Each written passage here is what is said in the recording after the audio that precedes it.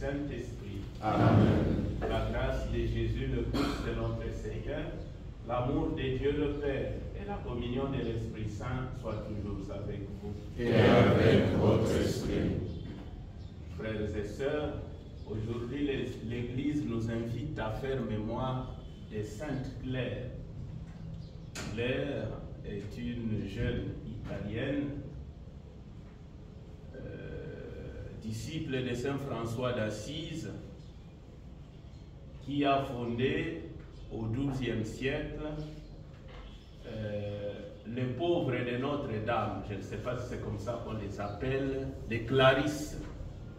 C'est une congrégation qui existe jusqu'aujourd'hui. Et cette chapelle, nous avons la joie de vous annoncer que la relique de saint qu'il y a dans cette chapelle ici, c'est la relique de Sainte Claire. Donc tous ceux qui ont la dévotion à Sainte Claire doivent venir prier ici. Prions. Dans ta miséricorde, Seigneur, tu as conduit Sainte Claire à l'amour de la pauvreté. Accorde-nous à son intercession de suivre le Christ dans la pauvreté du cœur, afin de pouvoir te contempler dans le royaume des cieux. Par Jésus-Christ, ton Fils, notre Seigneur, qui te règne avec toi dans l'unité du Saint-Esprit, Dieu pour les siècles des siècles. Amen.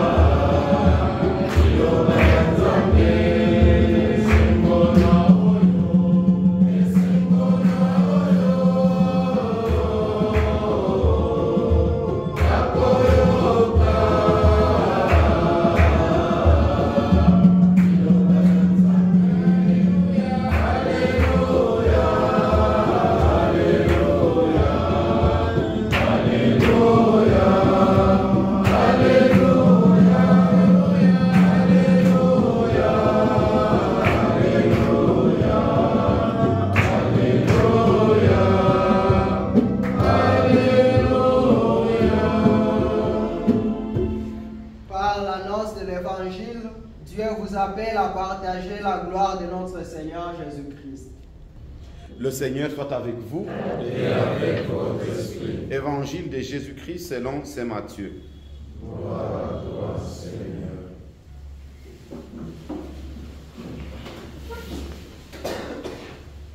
En ces temps-là, comme Jésus et les disciples étaient réunis en Galilée, il leur dit: le Fils de l'homme va être livré aux mains des hommes, ils le tueront et le troisième jour il ressuscitera. Et ils furent profondément attristés. Comme ils arrivaient à Capharnaüm, ceux qui perçoivent la redevance de 2 drachmes pour le temple vinrent trouver Pierre et lui dirent: votre maître paie bien les 2 drachmes, n'est-ce pas? Il répondit: oui. Quand Pierre entra dans la maison, Jésus prit la parole le premier. Simon, quel est ton avis? Les rois de la terre, de qui perçoivent-ils les taxes ou l'impôt? De leurs fils ou des autres personnes? Pierre lui répondit: des autres. Et Jésus reprit: donc les fils sont libres.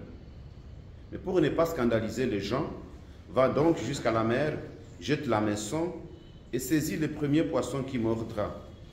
Ouvre-lui la bouche et tu y trouveras une pièce de 4 drachmes. Prends-la, tu donneras pour moi et pour toi. Acclamons la parole de Dieu. Louange à toi, Seigneur Jésus.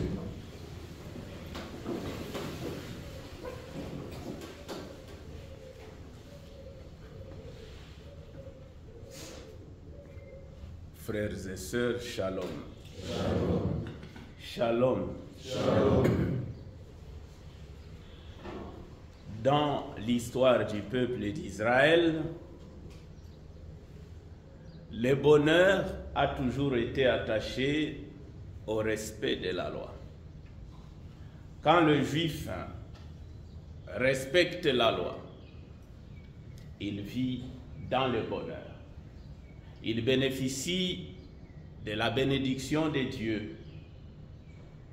Mais quand il ne respecte pas la loi, tout le malheur s'abat sur lui. Un juif pieux doit être sensible à 3 catégories de personnes. La première catégorie, c'est l'immigré. L'ancienne traduction du texte liturgique parlait de l'étranger, mais aujourd'hui on parle de l'immigré. Quelqu'un qui a fui sa terre natale pour une raison ou une autre. Il faut le respecter. Il faut prendre soin de lui.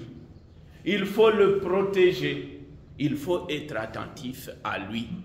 Parce que même ceux qui sont stables aujourd'hui, rien ne nous dit qu'ils ne pourraient pas être les immigrés de demain. Aujourd'hui, la situation fait qu'il y a beaucoup d'immigrés même à l'intérieur du pays. Les immigrés de la guerre, les immigrés de la faim et de la soif, les immigrés du travail, les immigrés écologiques, il y a toujours des immigrés. Il faut être sensible à l'immigré.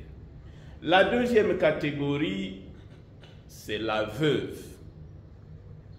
La veuve, vous savez que dans la culture juive, l'identité juive est transmise par la femme, pas par l'homme. La veuve est une femme coupée de ses ressources. Elle ne peut pas vivre d'elle-même. Elle a besoin d'une attention particulière. Elle a besoin d'une assistance particulière. Elle fait aussi objet d'un amour de prédilection de la part de Dieu. La troisième catégorie, c'est l'orphelin. Il n'a plus ses parents. Il est coupé biologiquement, financièrement, affectueusement. Il est coupé de tout. Il faut être attentif à cette catégorie de personnes. Et chez les juifs, un juif pieux doit être très attentif à ces 3 catégories de personnes. Les juifs pieux aussi est attaché à 3 réalités. La première réalité, c'est le roi. La deuxième réalité, c'est la terre. La troisième réalité, c'est le temple. Et il me semble que la parole de Dieu de ce matin, surtout l'évangile, a à voir avec le temple. À l'époque de Jésus, le temple était géré par des Romains. Il y avait la monnaie qu'on utilisait à l'extérieur du temple et la monnaie qu'on utilisait à l'intérieur du temple. Chez les Juifs, le temple représente tout. Représente la maison de Dieu. Parce que dans le temple, il y a les saints des saints. C'est le lieu de rencontre entre le croyant et son Dieu. Le temple représente aussi chez les Juifs une ressource non négligeable de l'argent, parce qu'il y avait trafic d'argent, on pouvait acheter, on pouvait vendre, voilà. C'est une ressource financière non négligeable. Mais parce que Dieu habite dans le temple, les Juifs avaient instauré, au-delà de la dîme, c'est que chacun doit payer le 1/10 de tout ce qu'il gagne. Ils avaient instauré un impôt spécial pour la manutention, le maintien, on pourrait dire la manutention, le maintien, l'entretien du temple, voilà. C'est pour l'entretien du temple. Alors, on vient voir Jésus pour lui poser la question. Est-ce que tu payes l'impôt? On demande d'ailleurs à Pierre, est-ce que ton père là, ton père spirituel paye l'impôt? Pierre dit, je pense que oui. Alors Jésus, lorsqu'il se retrouve avec ses disciples, est obligé d'aborder la question des impôts. Et j'aimerais que nous retenions 3 leçons à partir de l'évangile d'aujourd'hui. La première leçon a un rapport avec les percepteurs d'impôts. Les percepteurs d'impôts, c'était, surtout l'impôt du temple, c'était des volontaires. Des gens qui se disaient, ce temple fait la fierté des croyants, mais aussi des dieux. Nous devons le maintenir en ordre. Alors ils se constituaient, et c'était légal, ils prélevaient les impôts, et ces impôts-là servaient pour embellir, pour reconstruire, pour peindre le temple. Ainsi le temple était toujours joli et beau. Je voudrais donc ici que nous retenions la première leçon. L'entretien de la maison de Dieu, c'est notre devoir. C'est notre mission. C'est notre rôle en tant que croyants. Ne pensez pas que le temple appartienne aux prêtres, non. Ne pensez pas que le temple appartient aux séminaristes, non. C'est d'abord notre temple. Et le temple pour nous, c'est l'église. La chapelle ici. La maison ici. Ne vous sentez pas étranger, sentez-vous fils de la maison. Vous avez vu les pères défiler ici. Le père Italo, il est passé. Le père Giulio Simoncelli, il est passé. Le père Mario Chamana, il est passé. Le père Pierre Agostinis, il est passé. Le père Pietro, Gianni Magnaguagno, le père Faustino. Mais vous êtes restés. En réalité, la maison vous appartient plus qu'elle n'appartient aux Xavériens. N'attendez pas qu'on vous dise, mettons-nous ensemble, contribuons pour mettre la peinture, il y a la porte qui n'a plus, il y a le plafond qui est déjà en train de vieillir. Ça, c'est votre travail. C'est vous qui devez dire aux prêtres, voilà notre plafond, nous fait de la honte, nous devons maintenant le remplacer.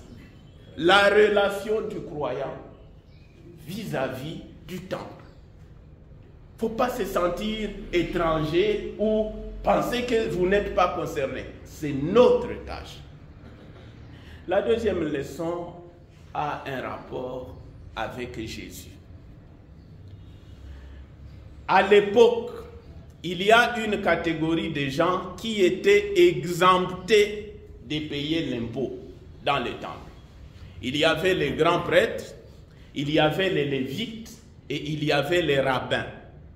Jésus, comme fils de Dieu, n'était pas obligé de payer l'impôt. Mais, afin de montrer que personne ne doit être exempté, personne ne doit se soustraire lorsqu'il est question de la relation entre l'Église et l'État, lorsqu'il est question de la relation entre la politique et la religion, tous nous devons être engagés. Jésus a payé l'impôt. Shalom. Shalom. Est-ce que vous payez les impôts? Non. Vous savez que c'est grâce aux impôts qu'on organise la cité. Vous savez que c'est grâce aux impôts qu'on paye les fonctionnaires, les travailleurs, qu'on arrange une ou l'autre chose, on construit des routes à gauche et à droite. C'est facile de se plaindre que nous ne sommes pas payés.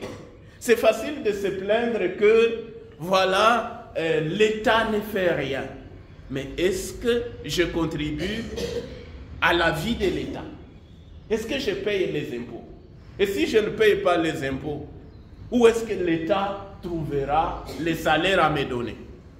Alors vous voulez envoyer l'État à aller voler pour trouver de l'argent, à nous donner pour payer les impôts. Voyez, payer les impôts. C'est un devoir de tout citoyen. C'est un devoir aussi de tout croyant. Quand vous ne payez pas les impôts, sachez que vous avez volé. Parce que l'argent que vous pouviez payer allait servir pour payer d'autres, surtout les pauvres, surtout ceux qui travaillent. Alors vous ne payez pas, comment ils seront payés? C'est du vol que de ne pas payer les impôts.